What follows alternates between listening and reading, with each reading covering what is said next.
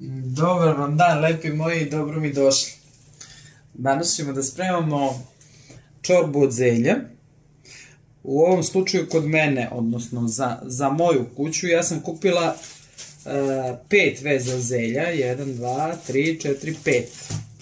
5 veza zelja. I uzela sam pola kile mlevenog mesa. Treba nam recimo 2 dobre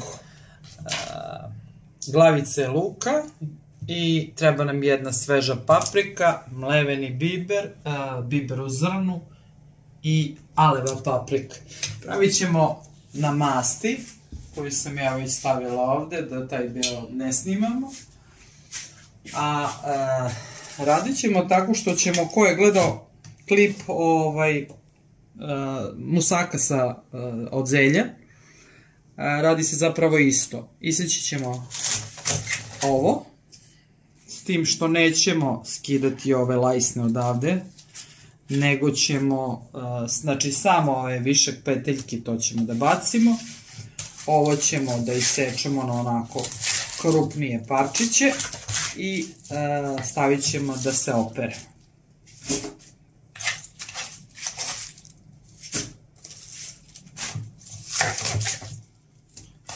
I ovo je stvar koja ide prilično brzo. Kažem opet, za moje potrebe u mojoj kući treba mi 5 veza. 5 ili 6 uglavnom kuvam. Sa pola kile mesa. Ako ima manje brojno stanje, pravi recimo sa 250 grama mesa i sa 3 veze zelja. Evo, sad smo isekli to i sad ću da ga operem, a onda ide onaj drugi deo sa solju, da zelje malo mekša i dok to bude trajalo, dok ne pusti vodu, ja ću da pržim meso i luk. Oprali smo iz 2 vode ovo zelje, sad ćemo onako muški da ga posolimo, ne brinite, to će sve da pusti vodu i neće biti preslano. I sad ćemo da ga izmječimo i da ga pustimo 10 minuta da splasne, tako da kažem, da ne bude ovako kruto i da pusti svoju vodu. A ja sad idem ovamo da ispržim meso i luk.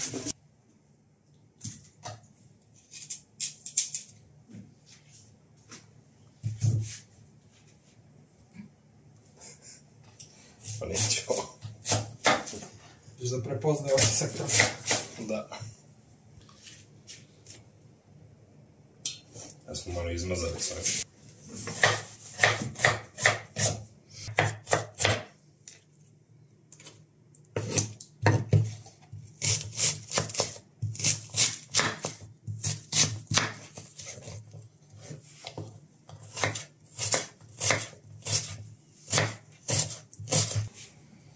Rekli smo na masti pržimo, sad ćemo da stavimo luk i da ga pržimo, ne dinstamo, nego pržimo.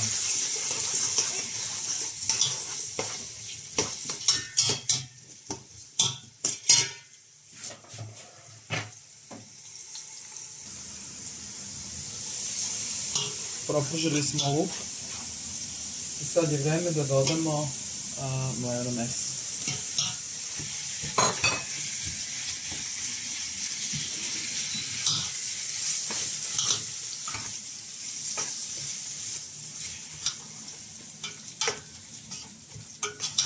Solit ću ga odmah, da ne bi zaboravila posle. A kad smo već kod zaboravljanja, zaboravila sam da vam kažem da na kraju ove čorbe ide i 1 jaje. To se jaje, ko kuva čorbe zna da se stavlja za gustinu. I ide nam 1 kašika brašna. Posolit ćemo meso. stavit ću biber odmah. To inače ne uobičavam.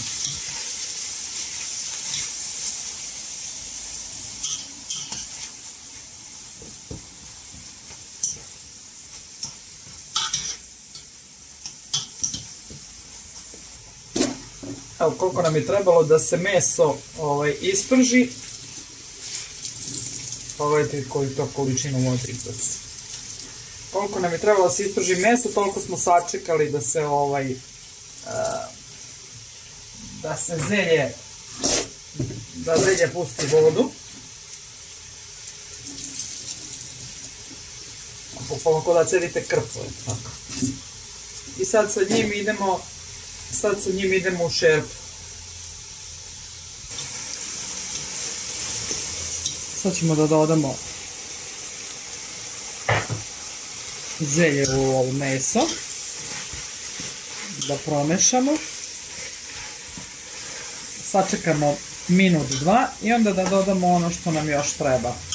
A treba nam za ovaj moment nam treba aleva paprika i brašno. Evo, bukvalno par minuta. Sad ćemo da stavimo brašno, ovako. Za ovu meru znači jedna supena kašika, ne vrškom puna, normalna. I stavit ćemo alevu papriku.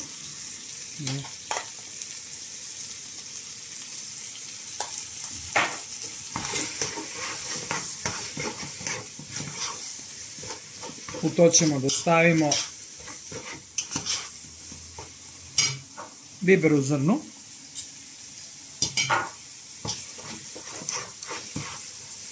I sad ćemo da nalijemo vodu.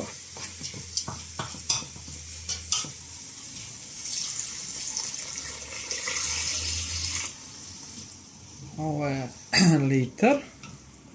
Dodat ću još, ne znam tačno koliko, to nikad ne znam.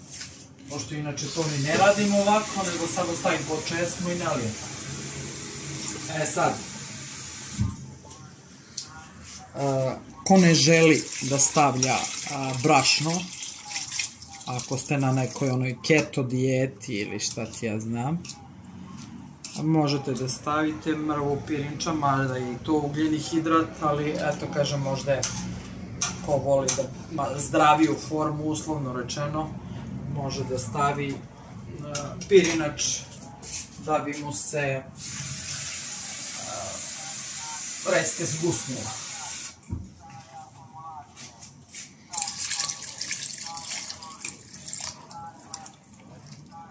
I sad ćemo u ovo, zbog mirisa, da dodamo jednu celu papriku koju sam možda mogla da recnem.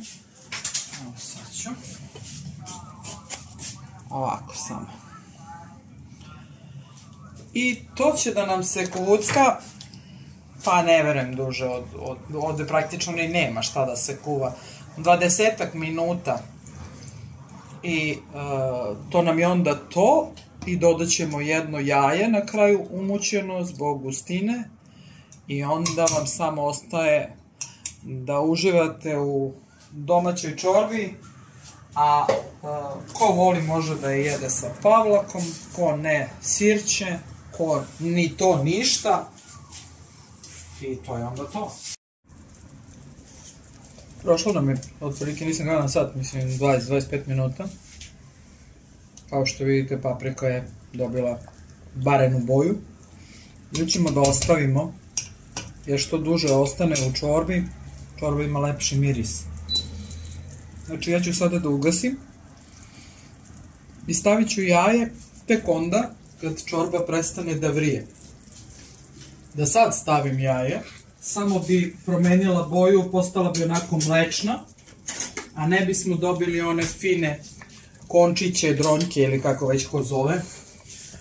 Za to je potrebno da čorba prestane da vrije. Može se uraditi tako što ćete da sklonite pa da sipate, poenta je samo da nema klobučića. Znači sad ćemo to jaje bez ljuske da umutimo. Za to vreme će ona da prestane.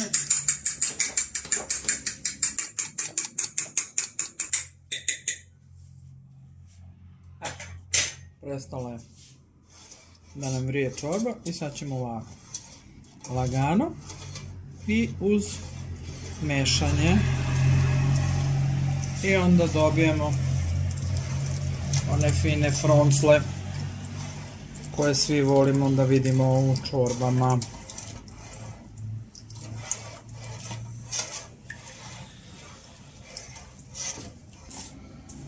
Stavit ćemo mu na samom kraju malo vegete.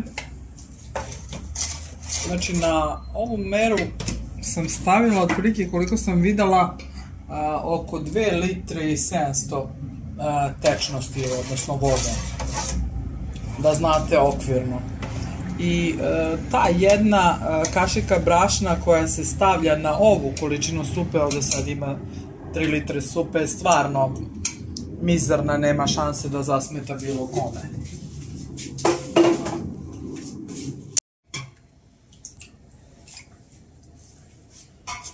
Prohladili smo je dovoljno da možemo da je sipamo. Ja mislim da je to ok. Sad ćemo da je dodamo malo nešto belo iz estetskih razloga. I malo neki peršun. I to je to od mene za vas, za ovaj put. Ljubi vas i voli, vaša Zorka.